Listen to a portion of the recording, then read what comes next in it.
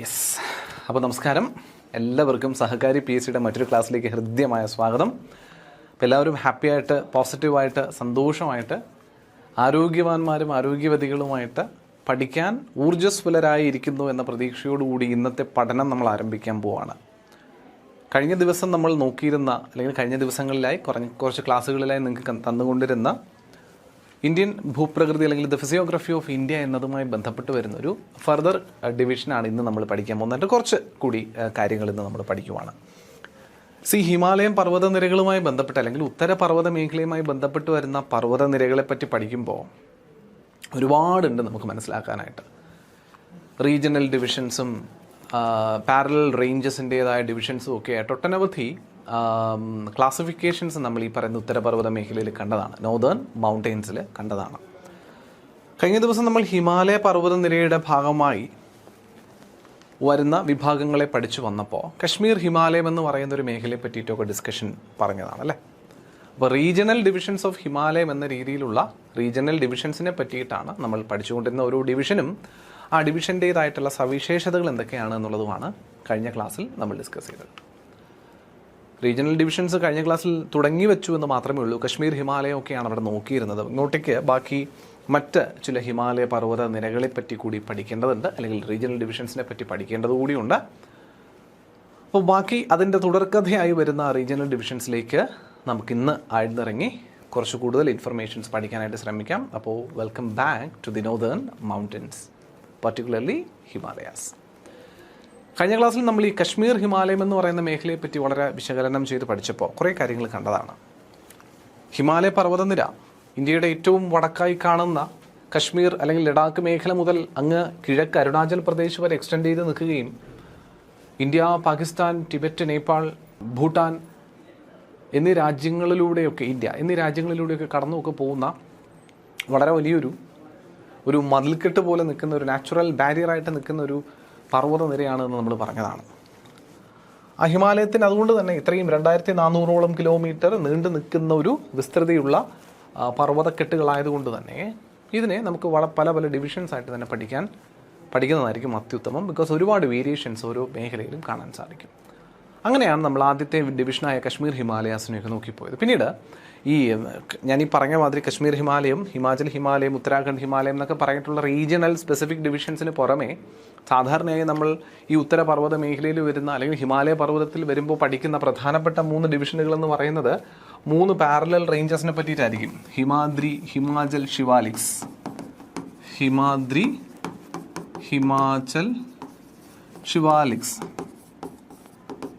അപ്പോൾ കുറച്ചെങ്കിലും പഠിച്ചിട്ടുള്ള കുട്ടികളുടെ കാര്യത്തിൽ ഈ ഡിവിഷൻസ് അല്ലയോ പറയേണ്ടത്, ഇത് കാണുന്നില്ലല്ലോ എന്നുള്ള സംശയം തോന്നിയേക്കും. നമ്മുടെ സ്ലൈഡുകൾ സെറ്റ് ചെയ്തിരിക്കുന്ന രീതിയിൽ റീജിയണൽ ഡിവിഷൻസ് പറഞ്ഞു പോയിട്ടാണ് ഇതേ പറ്റിയിട്ടുള്ള പരാമർശം വന്നിട്ടുള്ളതെന്നുള്ളതാണ് ഞാൻ മനസ്സിലാക്കിയത്. അതുകൊണ്ട് തന്നെ അതിലേക്ക് നമ്മൾ ഇനി പോകുന്നുണ്ടാവും. ആ 3 പാരലൽ റേഞ്ചസിലേക്കുള്ള ഡിവിഷൻസും പറയാണ്ട് പോവുക പറ്റില്ലല്ലോ എന്തായാലും ഹിമാലയം പറയുമ്പോൾ. അപ്പോൾ അതിനു മുമ്പ് നമുക്ക് ഈ റീജിയണൽ ഡിവിഷൻസ് എന്തായാലും ഒന്ന് കണ്ടു മനസ്സിലാക്കി മുന്നോട്ട് പോകാം. ആ റീജിയണൽ ഡിവിഷൻസ് പഠിക്കുമ്പോഴും ഈ 3 പാരലൽ റേഞ്ചസ് നമ്മൾ പറയുന്നതുമായി ബന്ധപ്പെട്ടതിന് സമാനമായിട്ടുള്ള പ്രദേശങ്ങളെ പറ്റിയിട്ടുള്ള ഇൻഫർമേഷൻസ് നമുക്ക് എന്തായാലും കിട്ടുന്നുണ്ടാവും. ബിക്കോസ് ബേസിക്കലി ഈ ഹിമാലയ പർവ്വതം എന്ന് പറയും ഇങ്ങനെ നിൽക്കുന്നതിനകത്ത് ഈ 3 പാരലൽ റേഞ്ചസ് നമ്മൾ പറയുന്നുണ്ടെങ്കിലും ഈ മേഖല കശ്മീർ ഹിമാലയം, അതിന് താഴെ ഹിമാചൽ ഹിമാലയം, ഉത്തരാഖണ്ഡ് ഹിമാലയം, പിന്നെ വരുന്നത് വെസ്റ്റേൺ ഹിമാലയം അല്ലെങ്കിൽ നേപ്പാൾ ഹിമാലയം, പിന്നെ ഇങ്ങനെ അറ്റത്തേക്ക് വരുമ്പോൾ ഈസ്റ്റേൺ ഹിമാലയം എന്നൊക്കെ വിളിക്കുന്ന ഭാഗങ്ങളിൽ ശരിക്കും പറഞ്ഞാൽ ഈ റേഞ്ചസിൻ്റെ ഭാഗങ്ങളായിട്ട് വരുന്നുണ്ട് അല്ലേ. ഹിമാദ്രി, ഹിമാചൽ, ശിവാലിക്സ് റേഞ്ചസ് എല്ലാം ഇതിൻ്റെ ഭാഗങ്ങളായിട്ട് വരുന്നുണ്ട് എന്നുള്ളത് കൊണ്ട് ക്യാരക്ടേഴ്സ് നമുക്കിവിടെയും അതിന് സമാനമായിട്ട് കാണാൻ സാധിക്കും. അപ്പോൾ ഇവിടെ സമാനമായ ക്യാരക്ടേഴ്സ് കാണുമ്പോൾ അത് ആ പാരലൽ റേഞ്ചിൻ്റേതല്ലേ എന്ന കൺഫ്യൂഷനൊന്നും വരുത്തരുത്. അപ്പോൾ പുതുതായി പഠിക്കുന്നവരുടെ കാര്യത്തിൽ ആ കൺഫ്യൂഷനൊന്നുമില്ല. ഓൾറെഡി പഠിച്ചവരുടെ കാര്യത്തിൽ മാത്രമേ ഉള്ളൂ ആ ഒരു കൺഫ്യൂഷൻസ് വരാൻ. ഓക്കെ. സോ റീജിയണൽ ഡിവിഷനുകളിൽ മറ്റൊന്ന് അല്ലെങ്കിൽ രണ്ടാമത്തേത് എന്ന് വേണമെങ്കിൽ നമുക്ക് പറയാൻ പറ്റുന്ന ഒരു ഡിവിഷൻ, സംസ്ഥാനത്തിൻ്റെ കൂടി അടിസ്ഥാനമാക്കി കൂടി പറയാൻ വേണമെങ്കിൽ ഹിമാചൽ ഹിമാലയ. ഈ ഹിമാചൽ ഹിമാലയ എന്ന് പറയുന്ന പ്രദേശം പ്രധാനമായിട്ടും നമുക്കറിയാവുന്നതുപോലെ ഹിമാചൽ പ്രദേശ് എന്ന സംസ്ഥാനവുമായി അസോസിയേറ്റ് ചെയ്ത് കാണാൻ സാധിക്കുന്നതാണ്. ചെനാബ്, രവി, ബിയാസ് എന്നീ 3 വളരെ പ്രധാനപ്പെട്ട സിന്ധു നദിയുടെ ട്രിബ്യൂട്ടറീസ് ആയിട്ടുള്ള നദികൾ കടന്നു പോകുന്ന പ്രദേശമാണ് ഈ ഹിമാചൽ ഹിമാലയ എന്ന് പറയുന്നത്. അതിൽ ഹിമാചൽ പ്രദേശിൻ്റെയൊക്കെ ഭാഗമായി വരുന്ന പട്ടണം നമ്മുടെ മണാലി, കുളു വാലി, ആ താഴ്വരകളിലൂടെ ഒഴുകി പോകുന്ന നദിയാണ് നമ്മുടെ ബിയാസ് എന്ന നദി. അതുമായി ബന്ധപ്പെട്ട് വന്നതുകൊണ്ട് പറഞ്ഞു എന്ന് മാത്രം. ദൗലധർ അല്ലെങ്കിൽ ധൗലാധർ, പീർപഞ്ചൽ, ഈ പറയുന്ന ഈ മൗണ്ടൻ റേഞ്ചസ് ഈ ഹിമാലയയുടെ പ്രധാനപ്പെട്ട ആകർഷണങ്ങളായിട്ട് പറയാൻ പറ്റും, അല്ലെങ്കിൽ പ്രധാനപ്പെട്ട ഒരു മൗണ്ടൻ റേഞ്ചസ് ഈ മേഖലയിൽ വരുന്നതായിട്ട് പറയാൻ പറ്റും. ഒരുപാട് തവണ PSC ചോദിക്കുന്ന ചോദ്യമാണ് ഈ പീർപഞ്ചൽ റേഞ്ചസ് അടങ്ങുന്നത് ഏത് ഹിമാലയത്തിൻ്റെ ഭാഗമായിട്ടാണെന്ന്. പീർപഞ്ചൽ എന്താ പറയുക, പർവ്വതനിരകൾ അടങ്ങുന്ന ഹിമാലയത്തിൻ്റെ ഭാഗമായിട്ടുണ്ട് എന്ന് പറയാം. Several fresh water lakes like Chandratal, Suraj Tal are found in these mountain ranges. ചന്ദ്രതളും സൂരജ് തളും ഒക്കെ പോലുള്ള ഫ്രഷ് വാട്ടർ തടാകങ്ങളെയും കാണാൻ സാധിക്കുന്ന പ്രദേശമാണ് നമ്മുടെ ഈ ഹിമാലയ എന്ന് പറയുന്നത്.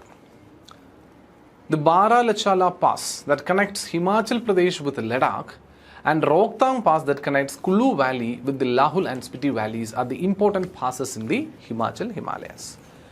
ഹിമാലയത്തിൽ ഹിമാചൽ പ്രദേശുമായിട്ട് ബന്ധപ്പെട്ട് വരുന്ന റോക്താങ് പാസ് സ്വാഭാവികമായിട്ടും കുളു താഴ്വരയെ ലഹുൽ, സ്പിറ്റി വാലികളുമായിട്ട് കണക്ട് ചെയ്യുന്നൊരു പർവ്വത ചുരമായി പരിഗണിക്കാം. ആരാണ്? റോക്താങ് പാസ്. വളരെ ഇമ്പോർട്ടൻ്റ് ആണ്. റോക്താങ് പാസ് അപ്പോൾ ഏത് സംസ്ഥാനത്താണ് വരുന്നതെന്ന് ചോദിച്ചാൽ പറയാൻ പറ്റുമല്ലോ, ഹിമാചൽ പ്രദേശ്. ഹിമാലയത്തിൻ്റെ ഭാഗമായിട്ട് വരുന്ന 2 ചുരങ്ങളാണ് പ്രധാനപ്പെട്ടതിൽ. ഒന്ന് റോക്താങ് ചുരവും, 2 ബാരാലച്ചാല പാസും. ബാരാലച്ചാല ചുരം വരുന്നതും ഹിമാചൽ പ്രദേശിനെ ലഡാഖുമായി കണക്ട് ചെയ്യുന്ന പർവ്വത ചുരമായി നമുക്ക് പരിഗണിക്കാൻ പറ്റുന്ന മറ്റൊരു ചുരമാണെന്ന് മനസ്സിലാക്കാം. റോക്താങ് പാസും ഇവിടെ കാണാൻ പറ്റും. Rohtang pass, Baralachala pass. The beautiful valleys such as Kulu, Kangra, Lahul and tourist centers such as Shimla and Manali attracts numerous tourists to this Himalaya regions.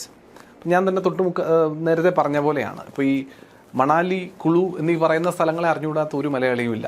മലയാളികൾ ഇങ്ങ് സദേൺ നോർത്തേൺ മോസ്റ്റ് സംസ്ഥാനങ്ങളിൽ ഒന്നായി ഹിമാചൽ പ്രദേശിൽ വരുന്ന ഒരു പ്രധാനപ്പെട്ട പട്ടണമായ ഈ കുളു, മണാലി പോലുള്ള പ്രദേശങ്ങളെ പറ്റിയിട്ട് പട്ടണം എന്നൊന്നും പറഞ്ഞുകൂടാ, ഒരു ചെറിയ പ്രദേശമാണ് കുളു, മണാലിയൊക്കെ. ആ പ്രദേശങ്ങളെ പറ്റി ഇങ്ങ് താഴെ നിൽക്കുന്ന കേരളത്തിലുള്ളവർക്ക് പോലും അറിയാം. അത്ര കണ്ട് ടൂറിസത്തിൻ്റെ കാര്യത്തിൽ പേര് കേട്ട അതിമനോഹരമായിട്ടുള്ള അതിവിശാലമായിട്ടുള്ള ഒരു ഭൂപ്രകൃതി കാണിച്ചിരുന്ന ഒരു സ്ഥലമാണ് കേട്ടോ ഈ കുളു, മണാലിയൊക്കെ. അതുപോലെ തന്നെയാണ് നിങ്ങൾ അധികം കേട്ടിട്ടില്ല എങ്കിലും കാംഗ്ര വാലീസും ലാഹുൽ വാലീസും ഒക്കെ ഈ ഭാഗത്ത് തന്നെയാണ്. നമ്മുടെ ഹിമാലയമായിട്ട് ബന്ധപ്പെട്ട് തന്നെയാണ് കാണാൻ സാധിക്കുക എന്നുള്ളതാണ് പറയുന്നത്. 3 Uttarakhand Himalaya. The Uttarakhand Himalayas is part of the Himalayas which extend from river Satluj to river Kali. ശരിക്കും പറഞ്ഞാൽ നമ്മുടെ ഈ ഹിമാലയ പർവ്വതത്തിൻ്റെ റീജിയണൽ ഡിവിഷൻ നമ്മൾ പറയുമ്പോഴേ സിന്ധു, സത്ലജ്, കാലി, തീസ്ത, ബ്രഹ്മപുത്ര. ഓക്കെ, ഇതാരാണ്? ഇത് സിന്ധുവാണ് അല്ലെങ്കിൽ ഇൻഡസ്. ഹിമാലയമാണ്. ഹിമാലയത്തിൽ ഇവിടെ ഇത് ഇൻഡസ്, സത്ലജ്, കാളി, തീസ്ത, ബ്രഹ്മപുത്ര. ഓക്കെ, സോ ഇത്രയും റിവേഴ്സിനെ ബേസ് ചെയ്തിട്ടാണ് ശരിക്കും പറഞ്ഞാൽ നമ്മൾ സാധാരണയായിട്ടുള്ള ഒരു normal division of regional division of ആരെ പറയുക,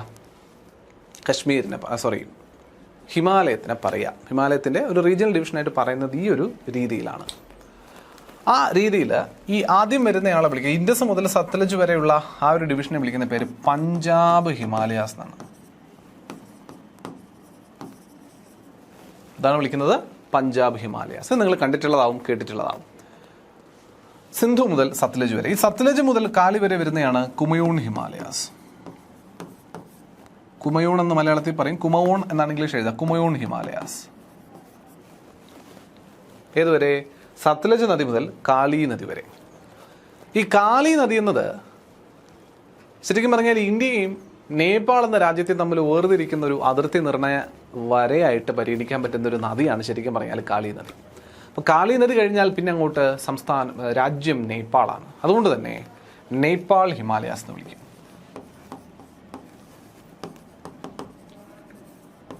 ഇത് വിളിക്കും നേപ്പാൾ ഹിമാലയാസ് എന്ന് വിളിക്കാം. അത് കഴിഞ്ഞാൽ തീസ്ത മുതൽ ബ്രഹ്മപുത്ര വരെ വരുന്ന പ്രദേശം നോർത്ത് ഈസ്റ്റേൺ സംസ്ഥാനങ്ങളുടെ ഭാഗമായിട്ട് വരും. നോർത്ത് ഈസ്റ്റേൺ സംസ്ഥാനങ്ങളിൽ പ്രധാനിയായ സംസ്ഥാനങ്ങളിൽ ഒന്നാണ് അസം. അതുകൊണ്ട് ഈ എൻഡ് പോർഷനെ നമ്മൾ വിളിക്കുന്ന പേര് അസാം ഹിമാലയാസ്. ഓക്കെ, ഇതല്ലാണ്ട് ഒരു റീജിയണൽ ഡിവിഷൻ പറയണമെന്നുണ്ടെങ്കിൽ എനിക്ക് വെസ്റ്റ് മുതൽ ഈസ്റ്റ് വരെ ഇങ്ങനെയാണ് പറയാൻ പറ്റുക. Western Himalayas, central Himalayas, eastern Himalayas. കിട്ടുന്നുണ്ടോ? ഇതിലെ ഈ വെസ്റ്റേൺ ഹിമാലയാസ് എന്ന് പറയുന്ന റീജിയന്റെ ഡിവിഷൻസ് അല്ലെങ്കിൽ സബ് ഡിവിഷൻസ് എന്ന പോലെയാണ് നമ്മൾ ഈ കശ്മീർ ഹിമാലയവും ഹിമാചൽ ഹിമാലയവും ഈ ഉത്തരാഖണ്ഡ് ഹിമാലയവും ഒക്കെ പഠിക്കുന്നത്. ഇപ്പോൾ ഒരു ക്ലാരിറ്റി കിട്ടിയോ? ഇപ്പോൾ റീജിയണൽ ഡിവിഷൻസിൽ ഈ കശ്മീർ ഹിമാലയം, ഹിമാചൽ ഹിമാലയം, ഉത്തരാഖണ്ഡ് ഹിമാലയം എന്നൊക്കെ പറഞ്ഞ് നമ്മൾ പഠിക്കുമ്പോൾ ഈ കോൺസെപ്റ്റുകളൊക്കെ എവിടെ നിന്നാണ് വരുന്നത്, ഇത്രയും ഡീറ്റെയിൽ ആയിട്ട് എവിടെ നിന്നാണ് വരുന്നത് വെച്ചെങ്കിൽ ഇതെല്ലാം ഈ വെസ്റ്റേൺ ഹിമാലയം എന്ന് പറയുന്ന ഡിവിഷൻ്റെ ഭാഗമായിട്ട് വരും. പിടിയിട്ടുന്നുണ്ടോ? ഇതല്ലാണ്ട് പറയുന്ന ഒരു ഡിവിഷനാണ് ഈ പഞ്ചാബ്, കുമയോൺ, നേപ്പാൾ, അസം ഹിമാലയാസ് എന്ന് പറയുന്ന വെസ്റ്റ് മുതൽ ഈസ്റ്റ് വരെയുള്ള ഡിവിഷൻ. എല്ലാം നദീനെ ബേസ് ചെയ്തിട്ടുള്ള ഡിവിഷൻ തന്നെയാണ്. അപ്പോൾ ഈ ഒരു വെസ്റ്റേൺ ഹിമാലയം എന്ന് പറയുമ്പോൾ ഇൻഡസിൽ തുടങ്ങി ഏതുവരെ വരുമായിരിക്കും? കാലി വരെ വരും. ബാക്കിയൊക്കെ സെയിമാണ്. കാലി, ഇത് തീസ്ത, ഇത് ബ്രഹ്മപുത്ര. ഓക്കെ, ബാക്കിയൊക്കെ സെയിമാണ്. അപ്പോൾ വെസ്റ്റേൺ ഹിമാലയം എന്ന് പറയുമ്പോൾ ഇൻഡസിൽ തുടങ്ങി എവിടെ തീരും? കാലി നദി വരെ തീരും. പിടിയിട്ടുണ്ടോ? ഇൻഡസിൽ തുടങ്ങി കാളി നദി വരെ തീരുന്നതാണ് വെസ്റ്റേൺ ഹിമാലയാസ്. അതിൻ്റെ ഭാഗമാണ് ഉത്തരാഖണ്ഡ് ഹിമാലയം. അതിൻ്റെ ഭാഗം എന്ന് പറയുമ്പോൾ അതിൻ്റെ അവസാനത്തെ ഭാഗമാണ് ഈ ഉത്തരാഖണ്ഡ് ഹിമാലയം എന്ന് പറയുന്നത്. ഓക്കെ, ഇതിൻ്റെ അവസാന ഭാഗമാണ് ഇത് ഈ ഉത്തരാഖണ്ഡ് ഹിമാലയം എന്ന് പറയുമ്പോൾ. അതുകൊണ്ട് തന്നെ സ്വാഭാവികമായിട്ടും ഈ ഉത്തരാഖണ്ഡ് ഹിമാലയം എവിടെ വന്ന് അവസാനിക്കുന്നുണ്ടാകും? റിവർ കാലി. എവിടെ തുടങ്ങി? സത്ലജിൽ. അപ്പോൾ സത്ലജിൽ തുടങ്ങി കാലിയിൽ അവസാനിച്ചിരിക്കുന്നു എന്ന പോർഷനായിട്ടാണ് ആരെ കൺസിഡർ ചെയ്യുന്നത്? ഉത്തരാഖണ്ഡ് ഹിമാലയത്തിനെ കൺസിഡർ ചെയ്യുന്നത്. അപ്പം അതിനു മുമ്പ് സിന്ധുവിൻ്റെ ഭാഗങ്ങളിലേക്കൊക്കെ പോകുന്നയാളായിരിക്കും നമ്മുടെ കശ്മീർ ഹിമാലയം എന്നുള്ളത് മനസ്സിലാക്കുക. സത്ലജും സത്ലജിൻ്റെയൊക്കെ ഭാഗമായിട്ട് കടന്നു വരുന്നുണ്ട് നമ്മുടെ ഹിമാചൽ ഹിമാലയം ആസ് വെൽ. ക്ലിയർ ആണോ? സോ ഒറിജിനൽ ഡിവിഷൻസ് ഈ ഒരു തരത്തിൽ നിങ്ങൾ ഓർത്തിരിക്കാൻ ശ്രമിക്കുക. We have a division like western ഹിമാലയം, സെൻട്രൽ ഹിമാലയം, ഈസ്റ്റേൺ ഹിമാലയം എന്ന രീതിയിൽ ഒരു ഡിവിഷൻ പറയാൻ സാധിക്കും. അത് പറയുന്നത് നദിയുടെ അടിസ്ഥാനത്തിലാണ്. വെസ്റ്റേൺ ഹിമാലയം എന്ന് പറയുമ്പോൾ ഇൻഡസ് മുതൽ കാളി വരെ, അതായത് സിന്ധു നദി മുതൽ കാളി നദി വരെയാണ്. സെൻട്രൽ ഹിമാലയം എന്ന് പറയുമ്പോൾ കാളി നദിയിൽ തുടങ്ങി തീസ്ത നദി വരെ വരും. അങ്ങ് സിക്കിമിനടുത്ത് വരുന്ന തീസ്ത നദി വരെ വരുന്നുണ്ടാവും. ആ തീസ്ത നദി മുതൽ ബ്രഹ്മപുത്ര വരെ വരുന്നതായിരിക്കും ഈസ്റ്റേൺ ഹിമാലയാസ് എന്ന രീതിയിൽ കൊടുക്കുന്ന റീജിയണൽ ഡിവിഷൻ.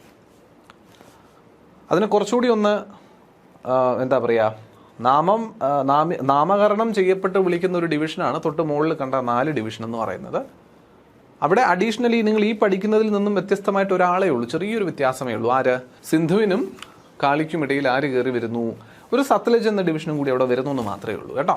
അപ്പോൾ ആ സത്ലജ് വരെയുള്ളതിനെ പഞ്ചാബ്, അത് കഴിഞ്ഞിട്ട് കാളി വരെയുള്ളത് കുമയോൺ, കാളി തീസ്ത നേപ്പാൾ ഹിമാലയം, തീസ്ത ബ്രഹ്മപുത്രനെ നമ്മൾ അസം ഹിമാലയസ് എന്നുള്ള രീതിയിലും വിളിച്ചിട്ടുണ്ട്. ക്ലിയർ ആണല്ലോ? അത്രേ ഉള്ളൂ. ഇതാണ് ആ ഒരു division.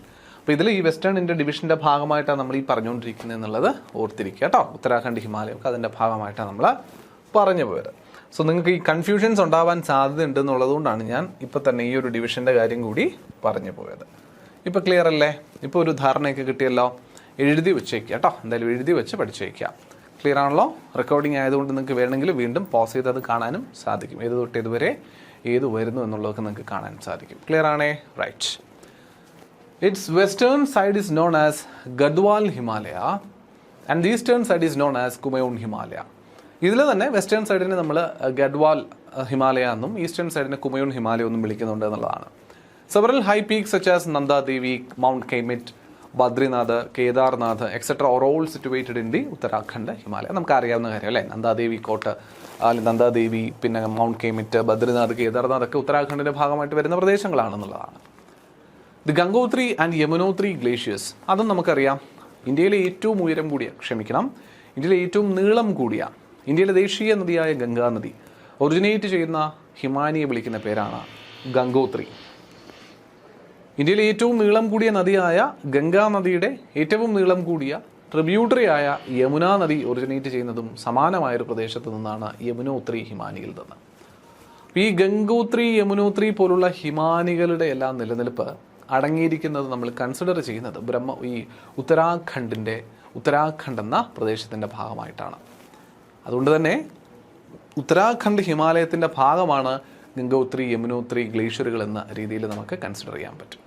പിടിയിട്ടുന്നുണ്ടോ? And also fresh water lake such as Nainital and Bhimtal.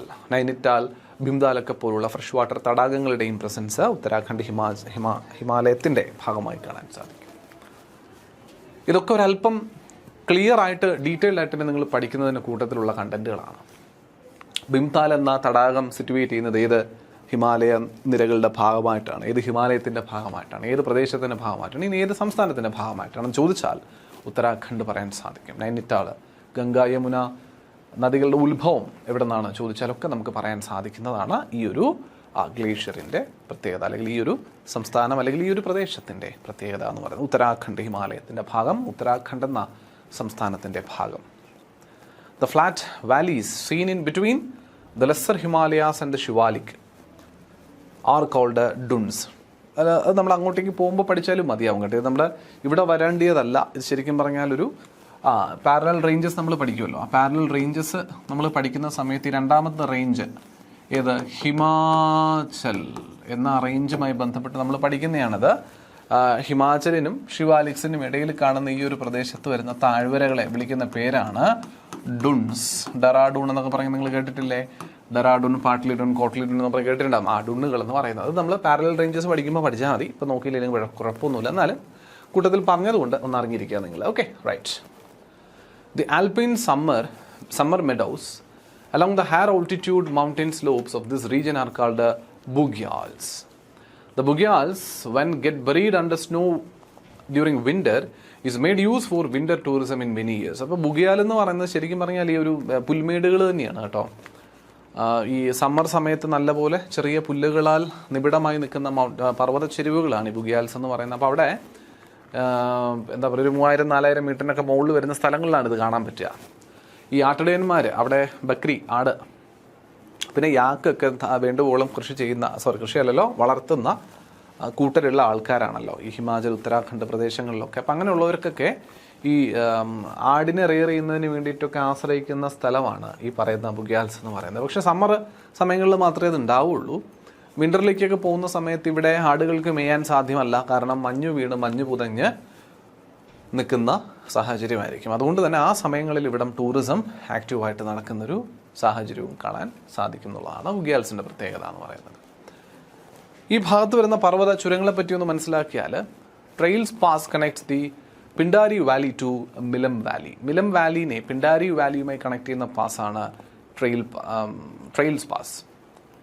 2, മാങ്ഷാദുര എന്ന് പറയുന്ന പ്രദേശം ഉത്തരാഖണ്ഡിനെ ടിബറ്റുമായിട്ട് കണക്ട് ചെയ്യുന്നത് ഇവിടെ കാണാൻ പറ്റുന്നുണ്ട്. മാങ്ഷാദുര ഉത്തരാഖണ്ഡിനെ ടിബറ്റുമായിട്ട് കണക്ട് ചെയ്യുന്നൊരു ചുരമാണ്. ഈ ട്രെയിൽസ് പാസും അതുപോലെ തന്നെയാണ്, ടിബറ്റുമായിട്ട് കണക്ഷൻ വരുന്നുണ്ട്. നിതി പാസ് ഉണ്ട്. നിതി പാസും അതുപോലെ തന്നെ ഉത്തരാഖണ്ഡിനെ ടിബറ്റുമായിട്ട് കണക്ട് ചെയ്യുന്നുണ്ട്. മുലിംഗ് പാസും ഉത്തരാഖണ്ഡിനെ ടിബറ്റുമായിട്ട് കണക്ട് ചെയ്യുന്നതാണ്. നിതിൻ പാസും ലിപ്പുലേക്ക് പാസും അതുപോലെ തന്നെ ഉത്തരാഖണ്ഡിനെ ടിബറ്റുമായിട്ട് കണക്ട് ചെയ്യുന്നതാണ്. അപ്പോൾ ഒട്ടുമുക്കാൽ ഇവിടെ വരുന്ന പാസിലെല്ലാം കണക്ഷൻ എങ്ങോട്ട് വരുന്നുണ്ട്? ട്രെയിൽസ് പാസ് ഒഴികെ ട്രെയിൽസ് പാസ് പിണ്ടാരി വാലിനെ മിലം വാലിയുമായിട്ട് മാത്രമേ കണക്ട് ചെയ്യുന്നുള്ളേ. ഇതാണ് ട്രെയിൽസ് പാസ് എന്ന് പറയുന്നത്. ഇതല്ല കേട്ടോ, ഇത് പിന്നെ നമ്മുടെ മങ്ഷാദുരയാണ് കേട്ടോ. ഇത് മങ്ഷാദുരയാണ്. ഇതാണ് നമ്മുടെ ട്രെയിൽസ് പാസ് ഉത്തരാഖണ്ഡിനുള്ളിലാണ്. അപ്പോൾ വേണമെങ്കിൽ ഇതിനകത്തുനിന്ന് ഇങ്ങനെ ഒരു ചോദ്യം വരാൻ സാധ്യതയുണ്ട്. പെട്ടെന്ന് ഈ ഉത്തരാഖണ്ഡുമായിട്ട് ബന്ധപ്പെട്ട് വരുന്ന പർവ്വത ചുരങ്ങളിൽ ഉത്തരാഖണ്ഡിനുള്ളിലുള്ള 2 പ്രദേശത്തെ കണക്ട് ചെയ്യുന്ന ചുരം ഏതെന്ന് ചോദിച്ചാൽ അത് ട്രെയിൽസ് പാസ്സാണ്. കാരണം ബാക്കി എല്ലാ ചുരങ്ങളും ഉത്തരാഖണ്ഡിനെ ടിബറ്റുമായിട്ട് കണക്ട് ചെയ്ത് നിർത്തിയിരിക്കുന്ന ചുരങ്ങളാണെന്ന് കാണാൻ സാധിക്കും. ഇതിൽ ഏറ്റവും ഫേമസ് ചുരമെന്ന് പറയുന്നത് ലിപ്പുലേക്കാണ്. ഏതാണ്? ലിപ്പുലേക്ക് ചുരമാണ് ഇതിൽ ഏറ്റവും ഫേമസ്. ശരിയല്ലേ? അതായത് except trails pass the rest of the passes connects Uttarakhand and the Tibet, China അല്ലെങ്കിൽ ടിബറ്റുമായിട്ട് കണക്ട് ചെയ്യുന്നു. ടിബറ്റ് എന്നല്ല എന്നുണ്ടെങ്കിൽ ഓപ്ഷനിൽ ചിലപ്പോൾ ചൈന എന്നായിരിക്കും. Doesn't matter. ടിബറ്റിനെ ചൈന അനക്സ് ചെയ്തിരിക്കുന്ന വിവരം നിങ്ങൾക്ക് എല്ലാവർക്കും അറിയാം എന്നുള്ളത് കൊണ്ട് ടിബറ്റ് എന്നോ ചൈനയെന്നോ കണ്ടാൽ രണ്ടും ഒന്നായി തന്നെ പരിഗണിച്ചാൽ മതിയാവും. ക്ലിയർ ആണേ? റൈറ്റ്. അപ്പോൾ ശ്രദ്ധിക്കേണ്ട കാര്യം അതാണ്. ഇതിൽ ലിപ്പുലേക്കാണ് ഏറ്റവും ഇമ്പോർട്ടൻറ്റും ഒരുപാട് തവണ PSCയിൽ ചോദിച്ചിരിക്കുന്നത് ലിപ്പുലേക്ക് ചുരമാണ്. പഠിക്കാൻ എളുപ്പമുണ്ട്. ലിപ്പുലേക്ക് ഉത്തരാഖണ്ഡിലാണെന്നുള്ളത് പഠിക്കാൻ. ലിപ്പ് കൊണ്ടാണ് ഉത്തരം പറയുന്നത് എന്നാലോചിച്ചു. അപ്പോൾ ലിപ്പുലേക്ക് എന്നുള്ള രീതിയിൽ കണക്ട് ചെയ്യാനായിട്ട് പറ്റും. ലിപ്പ് ലേക്ക് ഉത്തരാഖണ്ഡുമായിട്ട് കണക്ട് ചെയ്യാനായിട്ടൊരു കണക്ഷനുള്ള ഒരു പ്രയോഗം അങ്ങനെയുണ്ട് എന്നുള്ളതാണ്. സോ ബാക്കി മങ്ഷാ പാസ്, മുലിംഗ് പാസ്, നിതി പാസ്, ലിപ്ലേക്ക് എന്നീ 4 പാസുകളും പിന്നെ ഒരാളും കൂടി ഉണ്ടല്ലോ, മങ്ഷാദുരൈ, എല്ലാം എങ്ങോട്ടേക്കാണ് പോകുന്നത്? ഉത്തരാഖണ്ഡിനെ ടിബറ്റുമായിട്ട് കണക്ട് ചെയ്യാൻ പോകുന്ന പർവ്വത ചുരങ്ങളായിട്ട് പരിഗണിക്കേണ്ടവയാണ്. ക്ലിയർ അല്ലേ? ട്രെയിൽസ് പാസ് മാത്രം ഉത്തരാഖണ്ഡിനുള്ളിൽ നിൽക്കുന്നു. The region is also known to have 5 famous river confluences known as പ്രയാഗ്സ്. നിങ്ങൾ കേട്ടിട്ടുണ്ടാവും, പഞ്ചപ്രയാഗ് എന്ന് നിങ്ങൾ കേട്ടിട്ടുണ്ടാവും. പ്രയാഗ് എന്നല്ല, കുറച്ചുകൂടി ക്ലിയർ ആയിട്ട് പറഞ്ഞാൽ പഞ്ചപ്രയാഗ് എന്ന് നിങ്ങൾ കേട്ടിട്ടുണ്ടാവുമായിരിക്കും. അതായത് ഈ ഇപ്പം ഗംഗാ നദിയുടെ ഒറിജിൻ്റെ കാര്യം നമ്മൾ പറഞ്ഞല്ലോ. ഇപ്പം ഭഗീരഥി, അളകനന്ദ എന്ന് പറയുന്ന 2 നദികൾ തമ്മിൽ ജോയിൻ ചെയ്തിട്ട് ഒഴുകുമ്പോഴാണ് നമ്മൾ ഗംഗ എന്ന് വിളിക്കാതെ. അതിനു മുമ്പ് ഭഗീരഥി, അളകനന്ദ എന്ന 2 വെവ്വേറെ നദികളായിട്ടാണ് പരിഗണിച്ചിരിക്കുന്നത്. അപ്പോൾ ഇവിടെ ഈ ഭഗീരഥി, അളകനന്ദയൊക്കെ കൂടിച്ചേരുന്ന ഭാഗം അതിനൊരു പ്രയാഗ് എന്ന് വിളിക്കും. ഇതുപോലെ 5 നദികൾ, 5 വ്യത്യസ്തമായിട്ടുള്ള നദീ കൺഫ്ലുവൻസസിനെ രേഖപ്പെടുത്തിയിരിക്കുന്ന പേരുകളാണ് ഈ പ്രദേശത്തെ പ്രയാഗുകൾ അല്ലെങ്കിൽ പഞ്ചപ്രയാഗ് എന്ന് വിളിക്കുന്നത്. ഇവിടെ കിട്ടുന്നുണ്ടോ? ആ പഞ്ചപ്രയാഗുകളെ നമുക്കൊന്ന് നോക്കാൻ സാധിക്കും. ഇവിടെ വിഷ്ണുപ്രയാഗ്, നന്ദപ്രയാഗ്, കർണപ്രയാഗ്, രുദ്രപ്രയാഗ്, ദേവപ്രയാഗ്. ഓക്കെ, 1, 2, 3, 4, 5 പ്രയാഗുകൾ കാണാൻ സാധിക്കും. ബദ്രീനാഥ്, കേദാർനാഥ്, ഗംഗോത്രി, യമുനോത്രി എന്നീ പ്രദേശങ്ങളിൽ നിന്നും ഒറിജിനേറ്റ് ചെയ്ത് വരുന്ന നദികളിൽ ബദ്രീനാഥ് നിന്ന് ഒറിജിനേറ്റ് ചെയ്ത് വരുന്ന അളകനന്ദ അല്ലേ, ആ അളകനന്ദ എന്ന നദി ഗംഗോത്രിയിൽ നിന്ന് ഒറിജിനേറ്റ് ചെയ്ത് വരുന്ന ഭഗീരഥിയുമായി കണക്ട് ചെയ്യുന്ന സ്ഥലത്തെ വിളിക്കുന്ന പേരാണ് ദേവപ്രയാഗ്. ഫ്രം ദേവപ്രയാഗ് നദിയുടെ പേര് ഗംഗ. അതുപോലെ വരുന്ന മറ്റൊരു പ്രയോഗമാണ് മന്ദാകിനി റിവറും നമ്മുടെ അളകനന്ദയും തമ്മിൽ കൂടിച്ചേരുന്ന പോയിന്റ് രുദ്രപ്രയാഗ് എന്ന് വിളിക്കും. അതിന് മുമ്പാണ് രുദ്രപ്രയാഗ്. നമ്മുടെ പിണ്ടാർ ഗംഗയും അളകനന്ദയും തമ്മിൽ കൂടിച്ചേരുന്ന പോയിന്റ്, അതിന് തൊട്ട് മുന്നുള്ള പ്രയാഗ് കർണപ്രയാഗ്. നന്ദാകിനി എന്ന നദിയും, നന്ദാകിനി എന്ന നദിയും അളകനന്ദയും കൂടിച്ചേരുന്ന പോയിന്റ്, അതിന് മുന്നത്തെ പ്രയാഗ് നന്ദ് പ്രയാഗ്. ഏറ്റവും ആദ്യം അളകനന്ദ എന്ന നദിയുമായി കൂടിച്ചേരുന്ന ധൗലി ഗംഗ, പോയിന്റ് വിഷ്ണുപ്രയാഗ്, പേര് വിഷ്ണുപ്രയാഗ്. അങ്ങനെ വിഷ്ണുപ്രയാഗ്, നന്ദപ്രയാഗ്, കർണപ്രയാഗ്, രുദ്രപ്രയാഗ് ആൻഡ് ദേവപ്രയാഗ് എന്ന് പറയുന്ന 5 നദി കൺഫ്ലുവൻസുകൾ അടങ്ങുന്ന പ്രദേശമാണ് ഈ ഉത്തരാഖണ്ഡ് ഹിമാലയം എന്ന് പറയുന്ന റീജിയൻ. മനസ്സിലാവുന്നുണ്ടോ? റൈറ്റ്. അപ്പോൾ ഈ പ്രയാഗുകൾ അറിഞ്ഞിരിക്കണം. ഇത് പ്രത്യേകിച്ച് നമ്മുടെ ഗംഗ എന്ന നദിയുമായി ബന്ധപ്പെട്ട് പഠിക്കുമ്പോൾ, റിവർ സിസ്റ്റം പഠിച്ചാലും കുഴപ്പമില്ല, ഹിമാലയ പർവ്വതവുമായി ബന്ധപ്പെട്ട് പറഞ്ഞാലും കുഴപ്പമില്ല. പക്ഷേ നിങ്ങൾ എന്നിരുന്നാലും അറിഞ്ഞിരുന്നാലും മതി. ചോദ്യം എവിടെ നിന്ന് വന്നാലും ഉത്തരം എഴുതേണ്ടത് നിങ്ങൾ തന്നെയാണല്ലോ. അതുകൊണ്ട് അറിഞ്ഞിരിക്കുക. ക്ലിയർ ആണല്ലോ മക്കളെ? പ്രയാഗുകൾ ഓർത്തിരിക്കുക. ഇത്രയുമാണ് നമ്മുടെ വെസ്റ്റേൺ ഹിമാലയാസിൻ്റെ ഭാഗമായിട്ട് അറിഞ്ഞിരിക്കേണ്ട മേഖലകൾ എന്നുള്ളത് നമ്മൾ വാസ്തവമാണെന്ന് പറഞ്ഞു. കശ്മീർ മുതൽ ഉത്തരാഖണ്ഡ് വരെ, കശ്മീർ, ഹിമാചൽ, ഉത്തരാഖണ്ഡ് എന്ന് പറയുന്നത് വരെയുള്ള മേഖലയാണ് നമ്മൾ എന്തിൽ പറഞ്ഞത്? വെസ്റ്റേൺ ഹിമാലയാസിൻ്റെ ഭാഗമായിട്ട് പറഞ്ഞിട്ടുണ്ടായിരുന്നത്. ഇനി നമുക്ക് നോക്കേണ്ടിയ പോർഷൻ എന്ന് പറയുന്നത് സെൻട്രൽ ഹിമാലയാസ് ആണ്. സെൻട്രൽ ഹിമാലയാസ് എന്ന് പറയുമ്പോൾ പർട്ടിക്കുലർലി കാളി നദി മുതൽ തീസ്ത വരുന്ന ആ ഒരു നേപ്പാൾ ഹിമാലയാസ് എന്നൊക്കെ വിളിക്കാൻ പറ്റുന്ന റീജിയനാണ് ശരിക്കും പറഞ്ഞാൽ എന്തായിട്ട് പരിഗണിച്ചിരിക്കുന്നത്? സെൻട്രൽ ഹിമാലയാസ് എന്ന രീതിയിൽ നമ്മൾ പരിഗണിച്ചിരിക്കുന്നത്. It is also known as the Nepal Himalaya since the majority of the region falls in Nepal. ശരിയാണ്. ഇത് തീസ്താൻ നദി വരെയുള്ളതല്ലേ? തീസ്താൻ നദി സിക്കിമിൻ്റെ ആ ഭാഗത്തോട് ഒഴുകി വരുവാണ്. അപ്പോൾ തീസ്താൻ നദി വരെയുള്ള, എന്നാൽ കാളി നദി മുതലാണ് തുടങ്ങുന്നത് തന്നെ. അപ്പോൾ കാളി നദി തുടങ്ങുന്ന ഭാഗം തൊട്ടാണ് നേപ്പാൾ എന്ന് നമ്മൾ ഓൾറെഡി പറഞ്ഞു. സോ ഈ ഒരു ഹിമാലയ പർവ്വത മേഖല നേപ്പാളിൻ്റെ ഭാഗമായിട്ട് വരുന്നത് കൊണ്ട് ഇവനെ നേപ്പാൾ ഹിമാലയാസ് എന്നും വിളിക്കാൻ സാധിക്കും. ഇപ്പോൾ സെൻട്രൽ ഹിമാലയാസ് എന്ന് പറഞ്ഞാൽ എസെൻഷ്യലി എന്ത് തന്നെയാണ്? നേപ്പാൾ ഹിമാലയാസ് തന്നെയാണ് എന്ന രീതിയിൽ നമുക്ക് പറയാൻ പറ്റും.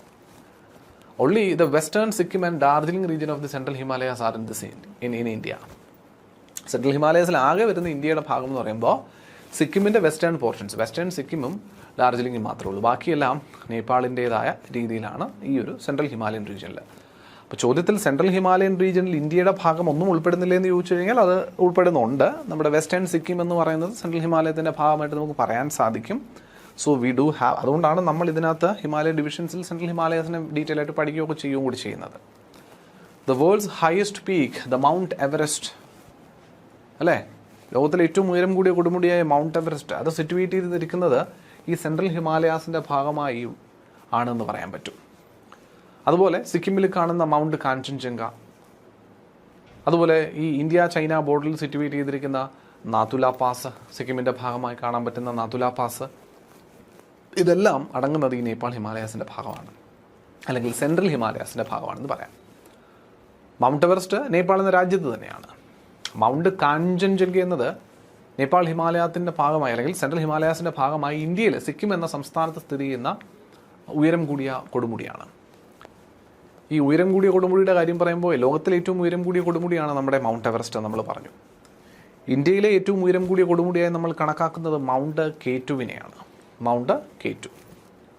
പക്ഷേ ഈ മൗണ്ട് കേറ്റുവിന് ഒരു കുഴപ്പമുള്ളത്, ഇവൻ ലഡാക്കിലെ പാക് ഒക്കുപ്പൈഡ് കശ്മീർ എന്ന് പറയുന്ന മേഖലയിലാണ്. പണ്ടത്തെ ജമ്മു കാശ്മീർ എന്ന സംസ്ഥാനത്തിലെ ഏറ്റവും വടക്കായി കാണുന്ന കുറച്ച് പ്രദേശം പാകിസ്ഥാൻ്റെ അനധികൃതമായിട്ടുള്ള അധീനതയിലാണ്. ആ മേഖലയെ വിളിക്കുന്ന പേരാണ് പാക് ഒക്കുപ്പൈഡ് കശ്മീർ. ഇന്ത്യ ഈ കൈയടക്കലിനെ അംഗീകരിച്ചിട്ടില്ല എന്നതുകൊണ്ട് തന്നെ ഈ പാക് ഒക്കുപ്പൈഡ് കശ്മീർ എന്ന മേഖല പാകിസ്ഥാൻ അനധികൃതമായി കയ്യിൽ വെച്ചിരിക്കുകയാണ് എന്നും അത് ഇന്ത്യൻ ടെറിട്ടറി ആണ് എന്നുമാണ് ഇന്ത്യ എന്ന രാജ്യം അംഗീകരിച്ചിരിക്കുന്നത്, ഇന്ത്യ എന്ന രാജ്യം പറഞ്ഞുകൊണ്ടിരിക്കുന്നത്. അതുകൊണ്ട് തന്നെയാണ് നമ്മൾ മാപ്പ് വരയ്ക്കുമ്പോഴും നമ്മൾ നിയമം നിർമ്മിക്കുമ്പോഴും ഈ പാക് ഒക്കുപ്പൈഡ് കശ്മീർ ഉൾപ്പെടെ വരുന്ന മേഖലയെ ഇൻക്ലൂഡ് ചെയ്ത് തന്നെയാണ് നമ്മൾ സംസാരിക്കുന്നത്. ആ പാക് ഒക്കുപ്പൈഡ് കശ്മീർ എന്ന മേഖലയിലാണ് മൗണ്ട് കേറ്റു. മൗണ്ട് കേറ്റു. അപ്പോൾ ഈ മൗണ്ട് കേറ്റു എന്ന പർവ്വതനിര പാക് ഒക്കുപ്പൈഡ് കശ്മീരിലാണ് എന്നുള്ളത് കൊണ്ട് നമ്മൾ പറയുമ്പോൾ നമ്മുടെ ഭാഗമാണ് ഇതെന്നൊക്കെ പറയുമെങ്കിലും നമുക്കവിടെ ഒരു അഡ്മിനിസ്ട്രേറ്റീവ് കൺട്രോളും ഇല്ല, നമുക്ക് അവിടേക്ക് കടന്നു ചെല്ലാൻ സാധിക്കത്തില്ല. സോ മൗണ്ട് കേറ്റു ഇന്ത്യയുടെ നിയമപ്രകാരം ഇന്ത്യയിലാണ് എങ്കിലും ശരിക്കും ഇന്ത്യയിലാണോ എന്ന് ചോദിച്ചാൽ പാക് ഒക്കുപ്പൈഡ് കശ്മീരിലാണ്, ഇന്ത്യയുടെ കൺട്രോളിലല്ല. ഈ മൗണ്ട് കേറ്റു കഴിഞ്ഞാൽ പിന്നെ ഏറ്റവും ഉയരം കൂടിയ കൊടുമുടി എന്നത് കാഞ്ചൻജംഗയാണ്. മൗണ്ട് കേറ്റു കഴിഞ്ഞാൽ ഏറ്റവും ഉയരം കൂടിയ കൊടുമുടി എന്നത് കാഞ്ചൻജംഗയാണ്. അത് സിക്കിമിൽ നേപ്പാളിൻ്റെ അതിർത്തിയിലായി സിറ്റുവേറ്റ് ചെയ്തിരിക്കുന്ന കൊടുമുടിയാണ്. സിക്കിമിൽ നേപ്പാളിൻ്റെ അതിർത്തിയിലായി സിറ്റുവേറ്റ് ചെയ്തിരിക്കുന്ന കൊടുമുടിയാണ്. അതുകൊണ്ട് തന്നെയാണ് സ്വാഭാവികമായിട്ടും സെൻട്രൽ ഹിമാലയത്തിൻ്റെ ഭാഗമായി ഇന്ത്യയിലുള്ളത് വെസ്റ്റേൺ സിക്കിമിൻ്റെ പോർഷനാണെന്ന് പറഞ്ഞു. എന്നിട്ടാണ് ഈ മൗണ്ട് കാഞ്ചൻജംഗയ്ക്ക് അതിൻ്റെ ഭാഗമാണ് എന്ന് പറയാം. അതുകൊണ്ട് തന്നെ നിങ്ങൾക്ക് ഊഹിക്കാവുന്നതേ ഉള്ളൂ മൗണ്ട് കാഞ്ചൻജംഗ വെസ്റ്റേൺ സിക്കിമിലാണ് എന്ന്. അതായത് നേപ്പാൾ എന്ന രാജ്യത്തോട് അതിർത്തി പങ്കിട്ട് നിൽക്കുന്ന രീതിയിലുള്ളൊരു പർവ്വത കൊടുമുടിയാണ് ഈ മൗണ്ട് കാഞ്ചൻജംഗ. മൗണ്ട് കേറ്റു കഴിഞ്ഞാൽ ഏറ്റവും ഉയരമുള്ളത് കാഞ്ചൻജംഗ ആയതുകൊണ്ട് തന്നെ നമ്മൾ ഇന്ത്യയിൽ പൂർണ്ണമായി സ്ഥിതി ചെയ്യുന്ന, അല്ലെങ്കിൽ പൂർണ്ണമായി ഇന്ത്യയുടെ അധീനതയിലുള്ള കൊടുമുടികളിൽ ഏറ്റവും ഉയരം കൂടിയത് എന്ന ചോദ്യത്തിൻ്റെ മറുപടിയായി പറയുക കാഞ്ചൻജംഗയായിരിക്കും, കേറ്റു ആയിരിക്കില്ല. എന്നാൽ ഇന്ത്യയിലെ ഏറ്റവും ഉയരം കൂടിയ കൊടുമുടി എന്ന ചോദ്യത്തിന് ഉത്തരം ജനറലായിട്ട് ചോദിക്കുവാണെങ്കിൽ അത് മൗണ്ട് കേറ്റു തന്നെയാണ്. പിടികിട്ടുന്നുണ്ടോ? പൂർണ്ണമായി ഇന്ത്യയിലെ ഏറ്റവും ഉയരം കൂടിയ കൊടുമുടി എന്ന് ചോദിക്കുമ്പോൾ ഇത് പറയേണ്ടി വരും, കാഞ്ചൻജംഗ പറയേണ്ടി വരും. വ്യത്യാസം പിടികിട്ടിയിട്ടുണ്ടല്ലോ? ഇത്രയേ ഉള്ളൂ. ഈസ്റ്റേൺ ഹിമാലയത്തിലേക്ക് പോകുമ്പോൾ ഈ സിക്കിമിൻ്റെ വെസ്റ്റേൺ പോർഷൻസ് മുതൽ അങ്ങോട്ട് അരുണാചൽ പ്രദേശിൻ്റെ എൻഡ് വരെയും വരുന്നത് ആര് തന്നെയാണ്? ഈസ്റ്റേൺ ഹിമാലയാസ് തന്നെയാണ്. ഡാർജിലിംഗ്, സിക്കിം, ആസാം ഹിമാലയാസ് എന്നൊക്കെ നമുക്ക് വിളിക്കാവുന്ന സ്ഥലം. These are comparatively low hills as compared to the west. അതുകൊണ്ടാണ് എഴുതിയിട്ടുണ്ട് കമ്പാരിറ്റീവ്ലി ലോ ഹിൽസ്. അതായത് ഈ ഹിമാലയ പർവ്വതത്തിന് ഏറ്റവും കൂടുതൽ ഉയരമുള്ളത് വെസ്റ്റേൺ പോർഷനിലാണ്. അത് കിഴക്കോട്ട് മൂവ് ചെയ്യുന്നതിനനുസരിച്ച് അതിൻ്റെ ഉയരം കുറഞ്ഞു വരുന്നത് കാണാൻ സാധിക്കും. ഉയരം മാത്രമല്ല, വീതിയും. ഏറ്റവും കൂടുതൽ ബ്രോഡറായിട്ട് ഹിമാലയം ഇരിക്കുന്നത് അങ്ങ് വെസ്റ്റിലാണ്. അവിടെ നിന്ന് ഈസ്റ്റിലേക്ക് മൂവ് ചെയ്യുന്നതനുസരിച്ച് അതിൻ്റെ വിഡ്ത്തും കുറയുന്നത് കാണാൻ സാധിക്കും. അപ്പോൾ width as well as height ഈസ്റ്റിലേക്ക് മൂവ് ചെയ്യുമ്പോൾ ഹിമാലയത്തിന് കുറയുന്നു എന്നുള്ളത് വാസ്തവം. സിക്കിമിൽ തീസ്ത നദി തുടങ്ങി ഇങ്ങേ അറ്റത്ത് അരുണാചൽ പ്രദേശിൻ്റെ അതിർത്തി തൊട്ട് കടക്കുന്ന ബ്രഹ്മപുത്ര എന്ന നദി വരെ വ്യാപിച്ചു കിടക്കുന്ന പ്രദേശം ഈസ്റ്റേൺ ഹിമാലയാസിൻ്റെ ഭാഗമായി പറയും. റീജിയണൽ ഡിവിഷൻ കൊടുത്താൽ ഞാൻ നേരത്തെ സൂചിപ്പിച്ച പോലെ എന്തെന്ന് വിളിക്കേണ്ടി വരും? അസം ഹിമാലയാസ് എന്ന് വിളിക്കേണ്ടി വരും. ഈ പ്രദേശത്ത് വരുന്ന ഏറ്റവും ഉയരം കൂടിയ ഒരു കൊടുമുടിയായി പറയാം. ഈ ഹിമാലയത്തിൻ്റെ ഭാഗമായിട്ട് വരുന്ന ഏറ്റവും ഉയരം കൂടിയ കൊടുമുടിയാണ് നംചാ ബർവ എന്ന് പറയാം. ഈ നംചാ ബർവയെ ചുറ്റി വളഞ്ഞിട്ടാണ് ഈ ബ്രഹ്മപുത്ര എന്ന നദി ടിബറ്റിൽ നിന്നും ഇന്ത്യയിലേക്ക് കടന്നു വരുന്നത്. അങ്ങനെ ഒരു പ്രത്യേകത കൂടിയുണ്ട്. ബ്രഹ്മപുത്ര, കാമെങ്, ലോഹിത്, സുബൻസിരി, അതുപോലെ ദിബാങ് എന്നൊക്കെ പറയും. ദിബാങ് നദി, ശരിക്കും ബ്രഹ്മപുത്രയുടെ മറ്റൊരു പേര് ദിഹാങ് എന്നാണ് കേട്ടോ. ബ്രഹ്മപുത്രയാവുന്നത് നമ്മുടെ ലോഹിത് നദിയൊക്കെ ആയിട്ട് കൂടിച്ചേർന്നതിന് ശേഷമാണ് അവനെ നമ്മൾ ശരിക്കും ബ്രഹ്മപുത്ര എന്നൊക്കെ വിളിക്കുന്നത്. അതിനു മുമ്പ് അവൻ ദിഹാങ് എന്നാണ് ആ ബ്രഹ്മപുത്രയുടെ പേര്, ദിഹാങ്. ആ ദിഹാങ് എന്ന് പറയുന്ന ഒരു നദിക്ക് പുറമെ വേറെ അവിടെ ദിബാങ് എന്ന് പറയുന്നൊരു നദി കൂടിച്ചേരുന്നുണ്ട്. ദിഹാങ്. അവിടെ ആ റീജിയനെ നമ്മളിങ്ങനെ ദിബാങ് റീജിയൻ എന്നൊക്കെ വിളിക്കാറുമുണ്ട്. ദിഹാങ് നദിയും ദിബാങ് നദിയും ഒക്കെ കടന്നു വരുന്ന പ്രദേശം എന്ന അർത്ഥത്തിൽ ഒക്കെ നമ്മളങ്ങനെ പേരിട്ടും വിളിക്കാറുണ്ട്. ചുരങ്ങൾ നോക്കുകയാണെങ്കിൽ the Bomdila pass which connects Arunachal Pradesh with Lhasa the capital city of Tibet and Diphu pass which connects the Myanmar are the important passes in this particular region. ഇപ്പോൾ ഈസ്റ്റേൺ ഹിമാലയത്തിൽ വേറെയും ചുരങ്ങൾ വരുന്നുണ്ട്. പ്രധാനപ്പെട്ടവന്മാരിൽ ചിലരെന്ന രീതിയിൽ ആരെ കൺസിഡർ ചെയ്യുന്നു? ബോമിഡില പാസ് ടിബറ്റിലെ ലാസയെ അരുണാചൽ പ്രദേശുമായിട്ട് കണക്ട് ചെയ്യുന്ന പാസ്സാണ് ബോമിഡില ചുരം. അതുപോലെ മ്യാൻമറിനെ അരുണാചൽ പ്രദേശുമായിട്ട് കണക്ട് ചെയ്യുന്നതാണ് നമ്മുടെ ദിഫു പാസ് എന്ന് പറയുന്നത്. ഈ ഡാർജിലിംഗ് സിക്കിം ഹിമാലയത്തിനെ പറ്റി പറയുമ്പോൾ they are flanked by Nepal Himalayas in the west and Bhutan Himalayas in the east എന്ന് പറയാം. കാരണം സിക്കിം എന്ന് പറയുന്ന ഒരു ചെറിയ പ്രദേശത്ത് ഇന്ത്യ വരയ്ക്കുമ്പോൾ ഇവിടെ ഭൂട്ടാൻ, ഇവിടെ നേപ്പാൾ, ശരിയല്ലേ? ഇത് സിക്കിം, ഇവിടെയല്ലേ ഈ ഡാർജിലിംഗ് കാര്യങ്ങളൊക്കെ വരുന്നത്. അതുകൊണ്ട് തന്നെ അവർ ഈ രണ്ട് ഹിമാലയ മേഖലയുടെയും ഭാഗമായിട്ട് ഇവിടെ തീസ്ത നദി ഒഴുകുന്നുണ്ട്. സോറി, തീസ്തയല്ലല്ലോ, തീസ്ത നദി. അപ്പോൾ ഈ ഒരു ഭാഗമായിട്ട് നിൽക്കുന്നയാളാണ് ആര്? സിക്കിം ഹിമാലയം എന്ന് പറയുന്നത്. അല്ലാണ്ട് അങ്ങനെ ഒരു റീജിയണൽ ഡിവിഷൻ പറയേണ്ടതില്ല. അങ്ങനെ പർട്ടിക്കുലർലി നിങ്ങൾ ആ സിക്കിം ഹിമാലയം എന്ന് പറഞ്ഞിട്ട് പഠിക്കേണ്ടത് ഇല്ല എന്നത് വാസ്തവമാണ് കേട്ടോ. ജനറലി നമ്മുടെ ആസം ഹിമാലയസിൻ്റെ ഭാഗമായിട്ട് തന്നെയാണ് ആര് വരുന്നത്? ഈ ഒരു മേഖലയും വരുന്നത് എന്നുള്ളതാണ്. ചോദിച്ചാൽ അങ്ങനെ ഒരു ഡിവിഷൻ വേണമെങ്കിൽ പറയാം എന്നത് മാത്രമേ ഉള്ളൂ കേട്ടോ. അല്ലാണ്ട് ഒരു സിക്കിം ഡിവിഷൻ അല്ലെങ്കിൽ ഡാർജിലിംഗ് ഹിമാലയാസ് അല്ലെങ്കിൽ സിക്കിം ഹിമാലയാസ് നമ്മൾ പറഞ്ഞതാണ് നേരത്തെ. അവൻ അങ്ങനെ ഒരു ആസാം ഹിമാലയത്തിന് അങ്ങനെ ഒരു പേര് കൂടി വേണമെങ്കിൽ നമുക്ക് കൊടുത്ത് കുറച്ചുകൂടി റീജിയണലി പറയാൻ സാധിക്കും, സ്പെസിഫിക് ആയിട്ട് പറയാൻ സാധിക്കുമെന്ന് മാത്രമേ ഉള്ളൂ. അല്ലാണ്ട് വേറെ ഈ ഒരു ഡിവിഷനെ അങ്ങ് അംഗീകരിക്കപ്പെട്ടിരിക്കുന്ന പോലെ എന്ന രീതിയിൽ പഠിക്കേണ്ട കാര്യമൊന്നും വരുന്നില്ല. The higher reaches of this region are inhabited by Lepcha tribe, while the southern part, particularly the Darjeeling Himalayas, has a mixed population of Nepalis, Bengalis and tribes from the central India. അപ്പോൾ ഇതിൽ particularly ഈ ഡാർജിലിംഗ് സിക്കിം ഹിമാലയം ഒക്കെ വരുന്ന പ്രദേശത്തിൻ്റെ higher റീച്ചസിൽ, അതായത് northern റീച്ചസിൽ Lepcha tribe എന്ന വിഭാഗക്കാരാണ് കൂടുതൽ അധിവസിച്ചിരിക്കുന്നതെന്ന് പറയാൻ സാധിക്കും. അത് ഇൻഹാബിറ്റഡ് ആണോ? തീർച്ചയായിട്ടും അതെ. ആരെ ഇൻഹാബിറ്റഡ്? നോർത്തേൺ റീച്ചസിൽ അല്ലെങ്കിൽ ഹയർ റീച്ചസിൽ ഇൻഹാബിറ്റേഷൻ നടന്നിരിക്കുന്നത് ലെപ്ച ട്രൈബുകാരെ കൊണ്ടാണ്. സദേൺ സ്ട്രെച്ചസിലേക്ക് വരുമ്പോൾ മറ്റ് കൂട്ടരും എന്ത് ചെയ്യുന്നുണ്ട്? നേപ്പാളീസും ബംഗാളീസും സെൻട്രൽ ഇന്ത്യയിൽ നിന്ന് വന്നിരിക്കുന്ന ട്രൈബുകളും ഒക്കെ കൂടി ചേർന്നിട്ടുള്ള ഒരു മിക്സഡ് പോപ്പുലേഷനാണ് ഇവിടെ കാണാൻ പറ്റുക. സൗത്ത് ഒരു മേഖലകളിൽ കാണാൻ പറ്റുക. സ്ലോപ്പ് താരതമ്യേന മോഡറേറ്റ് ആണ്. നല്ല ഓർഗാനിക് കണ്ടന്റുള്ള സോയിൽ കവർ കാണാൻ സാധിക്കും. അതുപോലെ തന്നെ ഈ മേഖലയിൽ അത്യാവശ്യം ഡാർജിലിംഗ് ഒക്കെ ആയതുകൊണ്ട് അത്യാവശ്യം നല്ല രീതിയിൽ എന്തും കിട്ടും, മഴയും കിട്ടുന്ന ഒരു സാഹചര്യം കാണാനുണ്ട്. അതൊക്കെ കൊണ്ട് പിന്നെ താരതമ്യേന ഈ ടെമ്പറേച്ചർ കുറവ് തന്നെയാണ്. അപ്പം ബാക്കി സമയങ്ങളിൽ ടെമ്പറേച്ചർ കുറവായിട്ട് നിൽക്കുന്നതുകൊണ്ട് ടീ കൾട്ടിവേഷനും മറ്റു കാര്യങ്ങൾക്കൊക്കെ ഉതകുന്ന രീതിയിലുള്ളൊരു കാലാവസ്ഥയുമാണ് ഈ മേഖലയിൽ നിന്നുള്ളതാണ്. There is an absence of Shiwalik formation in these region along with Arunachal Himalayas. ഇപ്പോൾ ഇവിടെ ഷിവാലിക് പർവ്വത നിരയുടെ എക്സ്റ്റൻഷൻ കാണാൻ പറ്റില്ല. ഹിമാചലിൻ്റെ മാത്രം പോർഷൻസേ നമുക്ക് കാണാൻ പറ്റുള്ളൂ എന്നുള്ളതാണ്. ഷിവാലിക്സിൻ്റെ പ്രസൻസ് കാണാൻ പറ്റില്ല. 3 പാരലൽ റേഞ്ചസിൻ്റെ കാര്യത്തിൽ ഷിവാലിക്സ് കാണാൻ പറ്റില്ല എന്ന് പറയുന്നുള്ളൂ.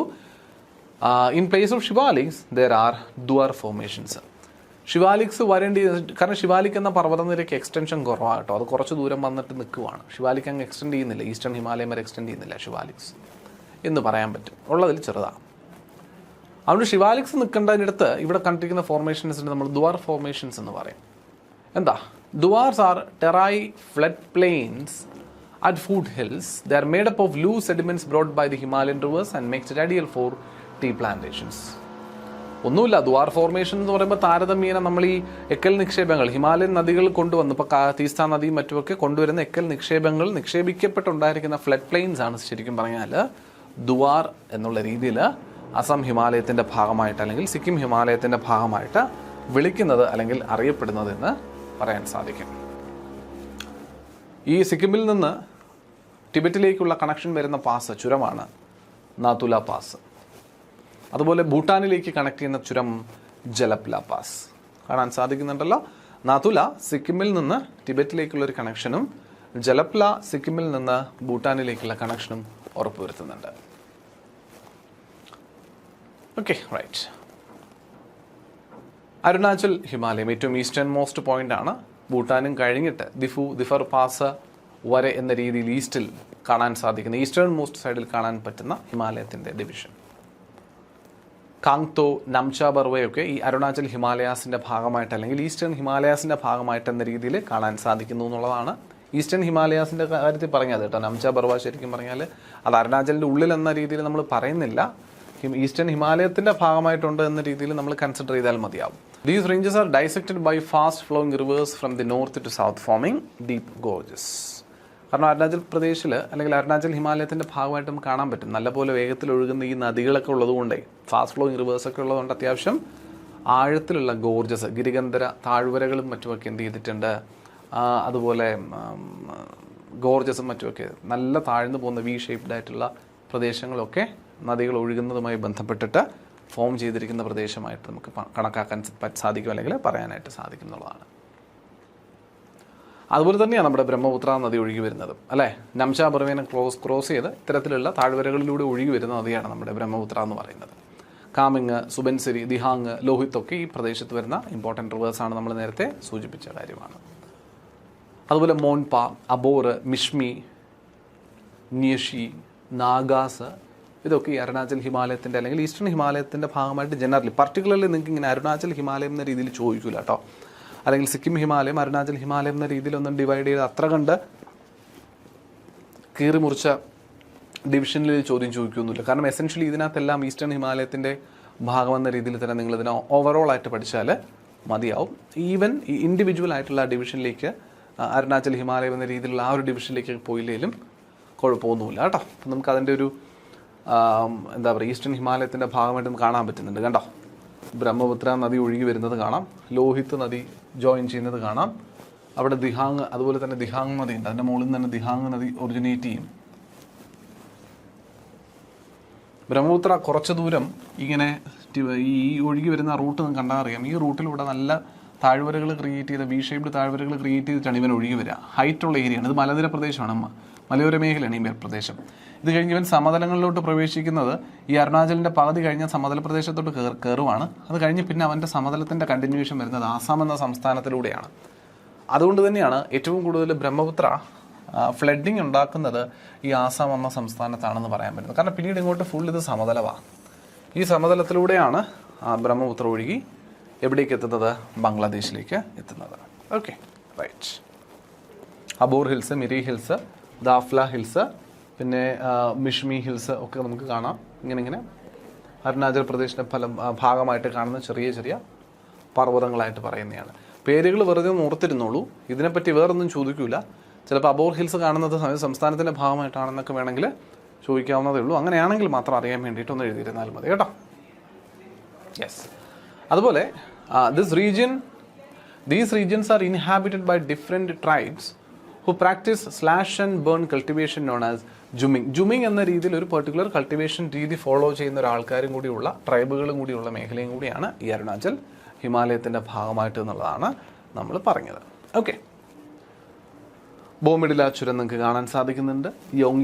യോങ്യപ്പ് pass, Dihang pass, Diphu pass, Khumjuang pass, Shankan pass, Pungan pass, Lakhapani pass, ഇതൊക്കെ നമ്മൾ മൗണ്ടൻ പാസസിൻ്റെ രീതിയിൽ പഠിക്കുന്ന ഒരു ടേബിൾ നിങ്ങൾക്ക് ഒരുമിച്ച് ഞാൻ തരാം. അതിൻ്റെ ഡിവിഷൻസുമായിട്ട് ബന്ധപ്പെട്ട് മൗണ്ടൻ പാസസിന് വേണ്ടി ഒരു പ്രത്യേകം ടേബിൾ, പർവ്വത ചുരങ്ങളും ഹിമാലയ പർവ്വത ചുരങ്ങളുമായി ബന്ധപ്പെട്ട് ഒരു സെപ്പറേറ്റ് ടേബിൾ തരാം.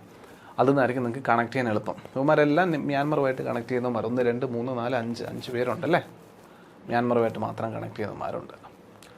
So will be giving a table based on that. Okay, അത് വെച്ചിട്ട് നിങ്ങളൊന്ന് മനസ്സിലാക്കാൻ ശ്രമിച്ചാൽ മതിയാവും. കൂടുതലും ഇങ്ങനെ എഴുതിയിരിക്കുന്നതിൽ നിങ്ങൾക്ക് വായിച്ച് പഠിച്ച് ഓർത്തിരിക്കാനൊക്കെ പാടായിരിക്കും. So will be giving a table. Dihang pass Arunachal പ്രദേശിനെയും മ്യാൻമറിനെയും കണക്ട് ചെയ്യുന്നു. യോങ്യപ്പ് പാസ് അരുണാചൽ പ്രദേശിനെയും ടിബറ്റിനെയും കണക്ട് ചെയ്യുന്നു. ബോമിഡില അരുണാചൽ പ്രദേശിനെയും ടിബറ്റിനെയും കണക്ട് ചെയ്യുന്നു.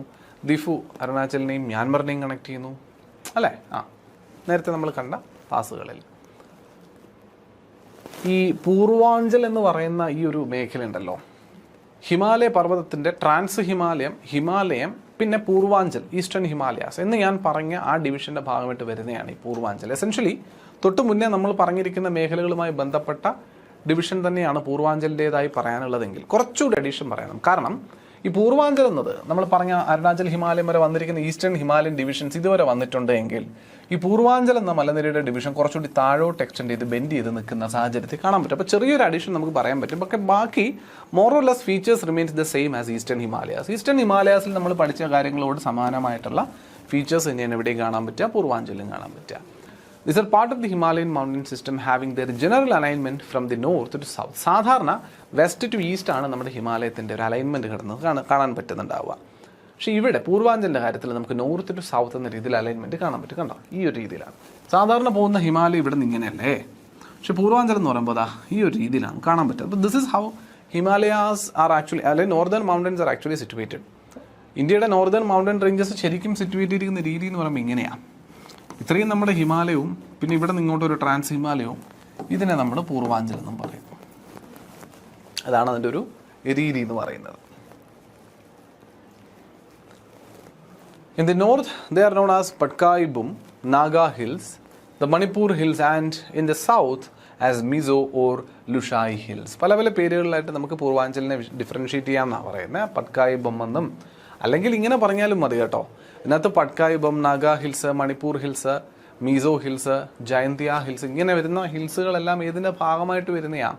പൂർവാഞ്ചലിൻ്റെ ഭാഗമായിട്ട് വരുന്നുണ്ട് എന്ന രീതിയിൽ നമുക്ക് എന്ത് ചെയ്യാൻ പറ്റും, പഠിക്കാൻ പറ്റും. നിങ്ങൾ അങ്ങനെ അറിഞ്ഞിരുന്നാൽ മതിയാവും. അതിലെ ക്വസ്റ്റ്യൻ പെർസ്പെക്റ്റീവ് അത്രയേ ഉണ്ടാവാറുള്ളൂ, ആ ഒരു രീതിയിലേ ഉണ്ടാവാറുള്ളൂ. They are low hills inhabited by numerous tribal groups practicing jhum cultivation. നമ്മൾ നേരത്തെ പറഞ്ഞ ജും കൾട്ടിവേഷൻ പ്രാക്ടീസ് ചെയ്യുന്ന ആൾക്കാർ അടങ്ങുന്ന ട്രൈബൽസ് ഒരുപാട് വരുന്നൊരു പ്രദേശമാണ്. The Barak is an important river in Manipur and Mizoram. Manipur, Mizoram എന്ന് പറയുന്ന സംസ്ഥാനങ്ങളിലായിട്ട് ഇവിടെ കാണാൻ പറ്റുന്ന ഒരു പ്രധാനപ്പെട്ട നദിയാണ് Barak. The physiography of Manipur is unique by the presence of a large lake called the Loktak lake. നിങ്ങൾ കേട്ടിട്ടുണ്ടാവും. കേബിൾ ലംജാവോ എന്ന് പറയുന്ന ഒരു നാഷണൽ പാർക്കുണ്ട് ഇന്ത്യക്ക്. ലോകത്തിൽ ഒരേ ഒരു ഫ്ലോട്ടിംഗ് നാഷണൽ പാർക്കാണ് കേബിൾ ലംജാവോ. ലോകത്തിൽ ഒരേ ഒരു ഫ്ലോട്ടിംഗ് നാഷണൽ പാർക്ക്. അത് സിറ്റുവേറ്റ് ചെയ്തിരിക്കുന്നത് ഈ ലോക്താക് തടാകത്തിലാണ്, മണിപ്പൂർ. ഇതേ മണിപ്പൂർ എന്ന സംസ്ഥാനത്തിൽ തന്നെയാണ്, അല്ലെങ്കിൽ ലോക്താക് എന്ന തടാകത്തിൽ തന്നെയാണ് ഇന്ത്യയിൽ ആദ്യമായ ഫ്ലോട്ടിംഗ് പ്രൈമറി സ്കൂൾ നിലവിൽ വന്നിരിക്കുന്നത്. അങ്ങനെയൊക്കെയുള്ള, അല്ലെങ്കിൽ ലോകത്തിലെ ആദ്യമായിട്ടുള്ള ഫ്ലോട്ടിംഗ് പ്രൈമറി സ്കൂൾ എന്ന് വേണമെങ്കിലും പറയാവുന്നതാണ് ഈ ലോക്താക് തടാകത്തിൽ നിലവിൽ വന്നിരിക്കുന്നത്. അത്രയും അധികം സ്പെഷ്യാലിറ്റീസ് അടങ്ങുന്ന ഒരു പ്രദേശമാണ് ശരിക്കും പറഞ്ഞാൽ ഈ ഒരു മണിപ്പൂർ എന്ന് പറയുന്ന സംസ്ഥാനത്തിൻ്റെ ഭാഗമായിട്ട് വരുന്ന ഈ പ്രദേശം. Mizoram is also known as Molasses Basin, which is made up of soft unconsolidated deposits. Molasses basin എന്നാണ് മിസോറാമിന് അറിയപ്പെടുന്നത്. അൺകൺസോളിഡേറ്റഡ് ആയിട്ടുള്ള ഡെപ്പോസിറ്റ്സ് ഒക്കെ വന്ന് നിറയുന്ന പ്രദേശം എന്ന രീതിയിൽ മിസോറാമിനെ മൊളാസസ് ബേസിൻ എന്ന രീതിയിൽ നമ്മൾ വിളിക്കാറുമുണ്ട്. അപ്പോൾ ഇതാണ് നമ്മളിപ്പോൾ സൂചിപ്പിച്ച ആ ഒരു ഡിവിഷൻസിൻ്റെ ഒരു രത്നച്ചുരുക്കം ചിത്രം. കശ്മീർ ഹിമാലയാസ്, ഹിമാചൽ ഹിമാലയാസ്, പിന്നെ നമ്മുടെ ഉത്തരാഖണ്ഡ് ഹിമാലയാസ്, ഇത് നമ്മുടെ സെൻട്രൽ ഹിമാലയാസ് അല്ലെങ്കിൽ നേപ്പാൾ ഹിമാലയാസ്, സിക്കിം ഹിമാലയം, അരുണാചൽ ഹിമാലയാസ്, പിന്നെ വരുന്നത് ഈസ്റ്റേൺ ഹിൽസ് അല്ലെങ്കിൽ പൂർവാഞ്ചൽ എന്ന് പറയുന്ന മേഖല എന്ന രീതിയിലുള്ള ഡിവിഷൻ. സോ ഇത് ഞാൻ നേരത്തെ നിങ്ങളോട് പറഞ്ഞ ഡിവിഷനും മനസ്സിലുണ്ടാവണം. എസെൻഷ്യലി ഇവന്മാർ ഇത്രയും നമ്മൾ എന്ത് വിളിക്കും? വെസ്റ്റേൺ ഹിമാലയ. ഇതിനെ ഇത്രയും നമ്മൾ എന്ത് വിളിക്കും? സെൻട്രൽ ഹിമാലയ.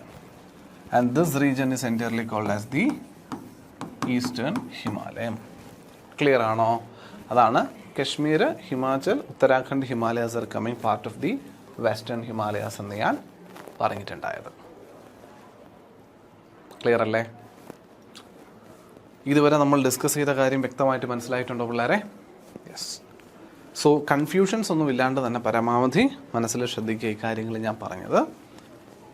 റീജിയണൽ ഡിവിഷൻസ് എന്നുള്ള രീതിയിൽ നമ്മൾ കണ്ട് പഠിച്ച് പോയിരിക്കുന്ന റേഞ്ചസ് ആണ് അല്ലെങ്കിൽ മേഖലകളാണ് ഇപ്പോൾ നമ്മൾ കഴിഞ്ഞത്. സോ ഇന്ന് നമ്മൾ ഡിസ്കസ് ചെയ്തിട്ടുള്ള ഈ ഒരു റീജിയണൽ ഡിവിഷൻസ് ഓഫ് ഹിമാലയാസ് നിങ്ങൾക്ക് എല്ലാവർക്കും മനസ്സിലായിട്ടുണ്ടാവുമെന്നാണ് പ്രതീക്ഷിക്കുന്നത്. അടുത്ത ക്ലാസ്സിൽ the parallel ranges of Himalayas അല്ലേ, നമ്മുടെ ഹിമാദ്രി, ഹിമാചൽ, ശിവാലിക്സ് ഒക്കെ, അത് സാധാരണ പരീക്ഷയ്ക്ക് ഇമ്പോർട്ടൻ്റ് ആണ്, ചോദിക്കാറുണ്ട്. ഈ റീജിയണൽ ഡിവിഷനേക്കാൾ കൂടുതൽ ഇമ്പോർട്ടൻ്റ് ആയിട്ടുള്ളത് ഹിമാദ്രി, ഹിമാചൽ, ശിവാലിക്സ് എന്ന് പറയുന്ന north to south division, longitudinal division അല്ലാണ്ട് ആ ഒരു transverse north to south divisions of Himalayas, അതിനെപ്പറ്റി ചോദിക്കാനാണ് കൂടുതൽ സാധ്യതയുള്ളതും കൂടുതൽ ചോദിച്ചിരിക്കുന്നതും അതിനെ പറ്റിയിട്ടുമാണ്. അപ്പോൾ നമുക്കിനി അടുത്ത ക്ലാസ്സിൽ അതേപ്പറ്റിയൊക്കെയുള്ളൊരു പരാമർശം നടത്താൻ ശ്രമിക്കാം. അപ്പോൾ ഇന്നത്തെ ഈ ഒരു സെഷൻ ഞാൻ ഇവിടെ കൊണ്ട് തൽക്കാലം വൈൻഡപ്പ് ചെയ്യുവാണ്. ഇതിൻ്റെ ക്വസ്റ്റ്യൻ ഡിസ്കഷനുമായി ബന്ധപ്പെട്ട് നമുക്ക് മറ്റൊരു ക്ലാസ്സിൽ കാണാം. അത് കഴിഞ്ഞ് അടുത്തൊരു കണ്ടൻറ്റും ഇതിൻ്റെ ബാക്കിയുമായി മറ്റൊരു ക്ലാസ്സിൽ കാണുന്നതുവരെ എല്ലാവർക്കും നമസ്കാരം. Thank you.